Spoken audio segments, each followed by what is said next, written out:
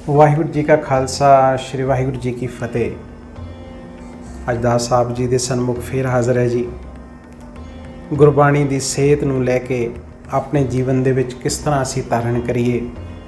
ਕੁਛ ਇਹ ਗੁਰਬਾਣੀ ਦੇ ਮਹਾਵਾਕ ਜੋ ਗੁਰੂ ਸਾਹਿਬ ਸਾਨੂੰ ਸਿੱਖਿਆਵਾਂ ਦੇ ਰਹੇ ਨੇ, ਉਹ ਆਪ ਜੀ ਦੇ ਸਨਮੁਖ ਰੱਖਣ ਵਾਸਤੇ ਅਸੀਂ ਅੱਜ ਦੇ ਜੀਵਨ ਦੇ ਵਿੱਚ ਆਪਣੇ ਆਪ ਨੂੰ ਵੀ ਦੇਖੀਏ ਅਤੇ ਹੋਰ ਆਲੇ ਦੁਆਲੇ ਹੋਰ ਭੈਣ ਭਰਾਵਾਂ ਨੂੰ ਵੀ ਦੇਖੀਏ ਅਤੇ ਅਸੀਂ ਇਸ ਗੱਲ ਨੂੰ ਚੰਗੀ ਤਰ੍ਹਾਂ ਸਮਝ ਸਕਦੇ ਹਾਂ ਕਿ ਅਸੀਂ ਆਪਣੀ ਗੱਲ ਨੂੰ ਪ੍ਰੂਵ ਕਰਨ ਵਾਸਤੇ, ਅਸੀਂ ਆਪਣੀ ਪੋਜੀਸ਼ਨ ਨੂੰ ਪੱਕੇ ਕਰਨ ਵਾਸਤੇ ਜਾਂ ਦੂਜੇ 'ਤੇ ਦਬਾਅ ਬਣਾਉਣ ਵਾਸਤੇ ਅਸੀਂ ਕਿਸੇ ਵੀ ਲੈਵਲ 'ਤੇ ਜਾਣ ਲਈ ਤਿਆਰ ਹਾਂ।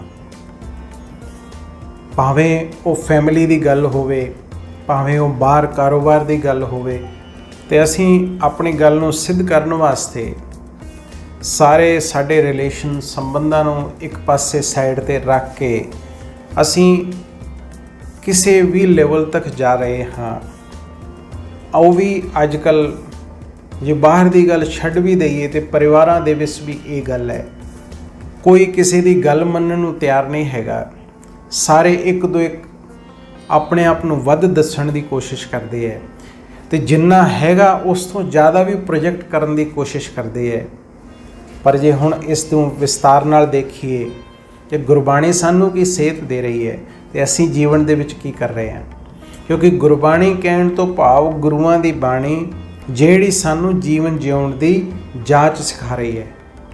ਅਤੇ ਸਾਨੂੰ ਜੇ ਉਹ ਗੁਰਬਾਣੀ ਪੜ੍ਹਨ ਦੇ ਨਾਲ ਜੇ ਉਹ ਜਾਂਚ ਆਪਾਂ ਸਿੱਖ ਲਈਏ, ਆਪਣੇ ਜੀਵਨ ਦੇ ਵਿੱਚ ਧਾਰਨ ਕਰ ਲਈਏ, ਅਤੇ ਆਪਣਾ ਜੀਵਨ ਬਹੁਤ ਚੰਗਾ ਸੋਹਣਾ ਸੁਚੱਜਾ ਬਣ ਸਕਦਾ ਹੈ। ਦੇਖੀਏ ਗੁਰਬਾਣੀ ਦੇ ਵਿੱਚ ਪੰਚਮ ਪਾਤਸ਼ਾਹ ਸਾਹਿਬ ਸ੍ਰੀ ਗੁਰੂ ਅਰਜਨ ਦੇਵ ਜੀ ਮਹਾਰਾਜ ਕੀ ਫਰਮਾਨ ਕਰ ਰਹੇ ਨੇ। ਗੁਰਬਾਣੀ ਮੋਹਰ ਲਾ ਰਹੀ ਹੈ ਜੀ, ਗਰੀਬੀ ਗਦਾ ਹਮਾਰੀ, ਖੰਨਾ ਸਗਲ ਰੇਨ ਹੋਏ ਛਾਰੀ, ਇਸ ਆਗੇ ਕੋਈ ਨਾ ਟਿਕੇ ਵਿਕਾਰੀ, ਗੁਰਪੂਰ ਹੈ ਇਹ ਗਲ ਸਾਰੀ, ਹਰ ਹਰ ਨਾਮ ਸੰਤਨ ਕੀ ਓਟਾ, ਜੋ ਸਿਮਰੈ ਤਿਸ ਕੀ ਗਤ ਹੋਵੇ, ਉਧਰੇ ਸਗਲੇ ਕੋਟਾ, ਸਾਧ ਸੰਗ ਜਸ ਗਾਇਆ, ਇਹੋ ਪੂਰਨ ਹਰ ਧਨ ਪਾਇਆ, ਕਹੋ ਨਾਨਕ ਆਪ ਮਿਟਾਇਆ, ਸਭ ਪਾਰ ਬ੍ਰਹਮ ਨਦਰੀ ਆਇਆ। ਆਪ ਫਰਮਾਨ ਕਰ ਰਹੇ ਨੇ ਕਿ ਇਹ ਗਦਾ ਹੈ ਸਾਡੀ, ਗਰੀਬੀ ਕਹਿਣ ਤੋਂ ਭਾਵ ਨਮਰਤਾ। ਇਹ ਬਹੁਤ ਵੱਡਾ ਗੁਣ ਹੈ ਜਿਹੜਾ ਸਾਨੂੰ ਜੀਵਨ ਦੇ ਵਿੱਚ ਧਾਰਨ ਕਰਨਾ ਹੈ। ਨਮਰਤਾ, ਗਰੀਬੀ ਗਦਾ ਹਮਾਰੀ, ਖੰਨਾ ਸਗਲ ਰੇਨ ਛਾਰੀ। ਇੱਥੋਂ ਤਾਈਂ ਆਪ ਫਰਮਾਨ ਕਰ ਰਹੇ ਨੇ ਕਿ ਸਾਰਿਆਂ ਦੀ ਚਰਨ ਧੂੜ ਬਣ ਜਾ, ਇਹ ਸਾਡਾ ਖੰਡਾ ਬਣ ਜਾਣ ਵਾਲਾ ਹੈ। ਜੇ ਆਪਾਂ ਇਸ ਨੂੰ ਵਿਸਥਾਰ ਨਾਲ ਦੇਖੀਏ, ਜੇ ਇੱਕ ਗੁੱਸਾ ਕ੍ਰੋਧ ਕਰ ਰਿਹਾ ਹੈ, ਜੇ ਸਾਹਮਣੇ ਵਾਲਾ ਵੀ ਕਰੇਗਾ ਤੇ ਫਿਰ ਇੱਕ ਤੇ ਇੱਕ 11 ਹੋ ਜਾਣ ਵਾਲੇ ਨੇ, ਤੇ ਜੇ ਇੱਕ ਠੰਡਾ ਪੈ ਜਾਵੇ ਤੇ ਉਹ ਗੱਲ ਉੱਥੇ ਹੀ ਮੁੱਕ ਜਾਂਦੀ ਹੈ। ਖੰਨਾ ਸਗਲ ਰੇਨ ਛਾਰੀ, ਇਸ ਅੱਗੇ ਕੋਈ ਨਾ ਟਿਕੇ ਵਿਕਾਰੀ। ਇੱਥੋਂ ਤਾਈਂ ਮੋਹਰ ਲਾ ਰਹੇ ਨੇ ਕਿ ਕਿਸ ਤਰ੍ਹਾਂ ਦਾ ਵੀ ਵਿਕਾਰੀ ਇਸ ਤੇ ਅੱਗੇ ਟਿਕ ਨਹੀਂ ਸਕਦਾ। ਗੁਰਪੂਰ ਹੈ ਇਹ ਗੱਲ ਸਾਰੀ। ਗੁਰੂ ਮੋਹਰ ਲਾ ਰਿਹਾ ਇਸ ਗੱਲ ਤੇ। ਹਰ ਹਰ ਨਾਮ ਸੰਤਨ ਕੀ ਓਟਾ ਹੈ।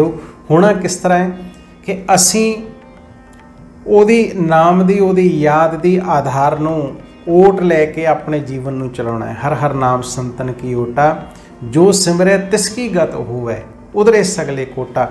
ਕਈ ਪ੍ਰਕਾਰ ਦੇ ਪਾਪਾਂ ਤੋਂ ਮੁਕਤੀ ਪ੍ਰਾਪਤ ਹੋ ਜਾਏਗੀ ਜੋ ਸਿਮਰੇਗਾ, ਜੋ ਉਹਨੂੰ ਯਾਦ ਕਰੇਗਾ। ਤਿਸ ਕੀ ਗਤ ਹੋਵੇ, ਉਹਦੀ ਸਪੀਡ, ਉਹਦਾ ਪੁਰਸ਼ਾਰਥ ਚੰਗਾ ਹੋ ਜਾਣ ਵਾਲਾ ਹੈ। ਇਸ ਤਰ੍ਹਾਂ ਮੋਹਰ ਲਾ ਰਹੇ ਨੇ ਗੁਰੂ ਸਾਹਿਬ।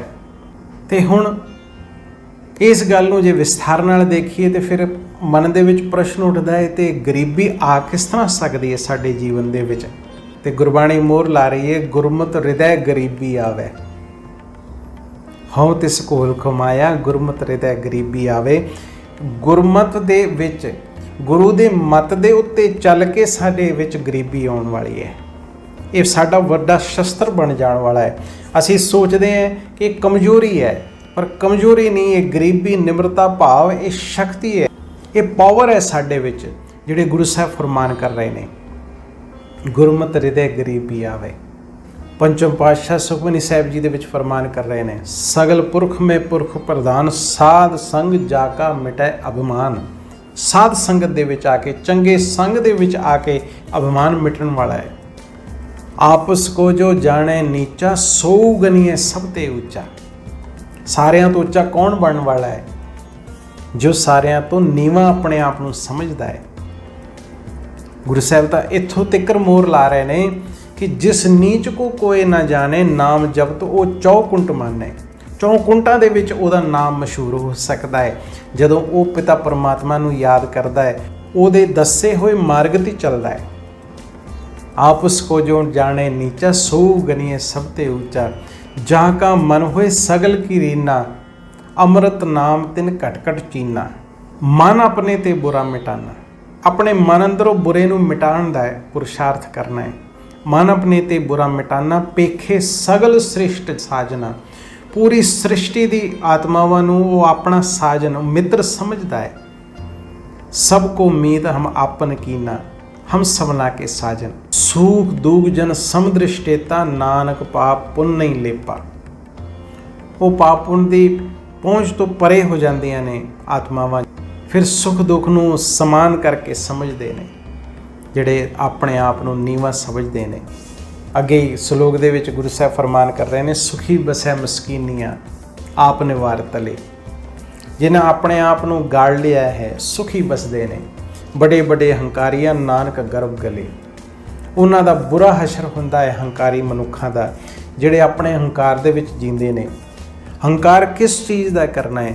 ਹੁਣ ਜੇ ਅੱਜ ਦੇ ਸਮੇਂ ਨੂੰ ਵੀ ਵਿਸਥਾਰ ਨਾਲ ਦੇਖੀਏ, ਸਾਡੇ ਪੈਸੇ ਦੀ ਗੱਲ, ਸਾਡੇ ਸਰੀਰ ਦਾ ਹੰਕਾਰ ਜਾਂ ਹੋਰ ਵੀ ਕਿਸੇ ਚੀਜ਼ ਦਾ ਹੰਕਾਰ, ਕੋਈ ਵੀ ਸਾਨੂੰ ਸਾਥ ਨਹੀਂ ਦੇ ਰਿਹਾ। ਇਸ ਮਹਾਮਾਰੀ ਦੇ ਟਾਈਮ ਦੇ ਵਿੱਚ ਅਸੀਂ ਦੇਖ ਰਹੇ ਹਾਂ ਸਾਰੀ ਚੀਜ਼ਾਂ ਸਾਥ ਛੱਡ ਦੇਣ ਵਾਲੀਆਂ ਨੇ। ਗੁਰਬਾਣੀ ਤਾਂ ਮੋਹਰ ਲਾ ਰਹੀ ਹੈ, ਪ੍ਰੀਤਮ ਜਾਨ ਲਿਓ ਮਨ ਮਾਹੀ, ਆਪਣੇ ਸੁਖ ਸੋ ਹੀ ਜਗ ਫਾਂਦਿਓ, ਕੋ ਕਾਹੂ ਕੋ ਨਾਹੀ। ਤੇ ਅਸੀਂ ਕਿਸ ਚੀਜ਼ ਦਾ ਅਭਿਮਾਨ ਕਰੀਏ? ਸਾਨੂੰ ਨਿਮਰਤਾ ਦੇ ਵਿੱਚ ਰਹਿਣਾ ਹੈ। ਸਾਡੇ ਗੁਰੂਆਂ ਪੀਰ ਫਕੀਰਾਂ ਨੇ ਨਿਮਰਤਾ ਦੇ ਵਿੱਚ ਰਹਿ ਕੇ ਉਹ ਕਾਰਜ ਕਰ ਦਿਖਾਏ ਜਿਹੜੇ ਅਸੀਂ ਹੁਣ ਅਹੰਕਾਰ ਦੇ ਵਿੱਚ ਵੀ ਰਹਿ ਕੇ ਨਹੀਂ ਕਰ ਸਕਦੇ। ਸਾਨੂੰ ਨਿਮਰਤਾ ਧਾਰਨ ਕਰਨੀ ਹੈ, ਗਰੀਬੀ ਧਾਰਨ ਕਰਨੀ ਹੈ। ਪੰਚਮ ਪਾਤਸ਼ਾਹ ਜਿਨ੍ਹਾਂ ਦਾ ਹੁਣ ਸ਼ਹੀਦੀ ਦਿਹਾੜਾ ਅਸੀਂ ਮਨਾਉਣ ਵਾਲੇ ਹਾਂ, ਆਪ ਜੀ ਸਾਰਾ ਕੁਝ ਕਰ ਸਕਦੇ ਹੁੰਦੇ ਵੀ ਆਪ ਨੇ ਉਹਦਾ ਭਾਣਾ ਮੰਨ ਕੇ ਗਰੀਬੀ ਨੂੰ ਧਾਰਨ ਕਰਕੇ ਸਾਡੇ ਵਾਸਤੇ ਸਾਨੂੰ ਸੇਧ ਦਿੱਤੀ ਕਿ ਜਿਸ ਤਰ੍ਹਾਂ ਦੀ ਵੀ ਸਾਨੂੰ ਪਰਿਸਥਿਤੀ ਆਵੇ, ਜਿਸ ਤਰ੍ਹਾਂ ਦਾ ਵੀ ਪੇਪਰ ਸਾਨੂੰ ਲਾਈਫ ਦੇ ਵਿੱਚ ਆਵੇ, ਸਾਨੂੰ ਉਹਨੂੰ ਫੇਸ ਕਰਨਾ ਚਾਹੀਦਾ ਹੈ ਗਰੀਬੀ ਨੂੰ ਧਾਰਨ ਕਰਕੇ। ਅੱਗੇ ਗੁਰਬਾਣੀ ਮੋਹਰ ਲਾ ਰਹੀ ਹੈ ਜੀ, ਖਿਮਾ ਗਰੀਬੀ ਅਨੰਦ ਸਹਿਜ, ਜਪਤ ਰਹੇ ਗੁਣਤਾਸ।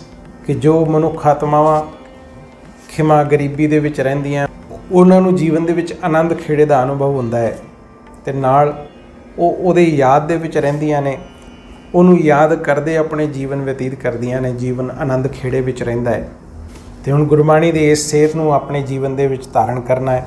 ਆਪਣੇ ਜੀਵਨ ਨੂੰ ਗਰੀਬੀ ਨਾਲ ਭਰਪੂਰ ਬਣਾ ਕੇ, ਗਰੀਬੀ ਕਹਿਣ ਤੋਂ ਭਾਵ ਨਿਮਰਤਾ ਧਾਰਨ ਕਰਕੇ ਆਪਣੇ ਜੀਵਨ ਨੂੰ ਚੰਗਾ ਸੋਹਣਾ ਬਣਾਉਣਾ। ਗੁਰਬਾਣੀ ਦੀ ਸੇਧ ਨੂੰ ਜੀਵਨ ਦੇ ਵਿੱਚ ਧਾਰਨ ਕਰਕੇ ਅਤੇ ਵਰਤਮਾਨ ਟਾਈਮ ਉਹ ਆਪ ਅਕਾਲ ਪੁਰਖ ਵਾਹਿਗੁਰੂ ਇਸ ਟਾਈਮ ਧਰਤੀ ਦੇ ਉੱਪਰ ਆ ਕੇ ਸਾਨੂੰ ਇਹ ਸਿੱਖਿਆ ਦੇ ਰਿਹਾ ਹੈ ਕਿਸ ਤਰ੍ਹਾਂ ਗਰੀਬੀ ਨੂੰ, ਨਿਮਰਤਾ ਨੂੰ ਧਾਰਨ ਕਰੀਏ ਆਪਣੇ ਜੀਵਨ ਦੇ ਵਿੱਚ ਅਤੇ ਆਪਣੇ ਜੀਵਨ ਨੂੰ ਚੰਗਾ ਸੋਹਣਾ ਬਣਾਈਏ। ਇਤਨੀਆਂ ਕੁ ਬੇਨਤੀਆਂ ਕਰਦਾ ਹੋਇਆ ਦਾਸ ਖਿਮਾ ਦਾ ਜਾਚਕ ਹੈ ਜੀ। ਆਪ ਸਾਰੇ ਆਪਣੇ ਘਰਾਂ ਦੇ ਵਿੱਚ ਤਪੱਸਿਆ ਦੇ ਵਿੱਚ ਆਪਣੇ ਆਪ ਨੂੰ, ਜੀਵਨ ਨੂੰ ਚੰਗਾ ਸੋਹਣਾ ਬਣਾਉਣ ਦੇ ਪੁਰਸ਼ਾਰਥ ਦੇ ਵਿੱਚ ਸਾਰੇ ਲੱਗੇ ਹੋਵੋਗੇ। ਇਹ ਆਸ ਕਰਦਾ ਹੋਇਆ ਉਸ ਅਕਾਲ ਪੁਰਖ ਵਾਹਿਗੁਰੂ ਦੇ ਸਨਮੁਖ ਕਿ ਤੁਸੀਂ ਸਾਰੇ ਆਪਣੇ ਜੀਵਨ ਨੂੰ ਚੰਗਾ ਸੋਹਣਾ ਬਣਾਓ ਅਤੇ ਦਾਸ ਨੂੰ ਹੋਈਆਂ ਭੁੱਲਾਂ ਚੁੱਕਾਂ ਦੀ ਖਿਮਾ ਬਖਸ਼ੋ ਜੀ। ਸਾਰੇ ਗੱਜ ਕੇ ਫਤਿਹ ਬੁਲਾਓ। ਵਾਹਿਗੁਰੂ ਜੀ ਕਾ ਖਾਲਸਾ, ਸ੍ਰੀ ਵਾਹਿਗੁਰੂ ਜੀ ਕੀ ਫਤਿਹ।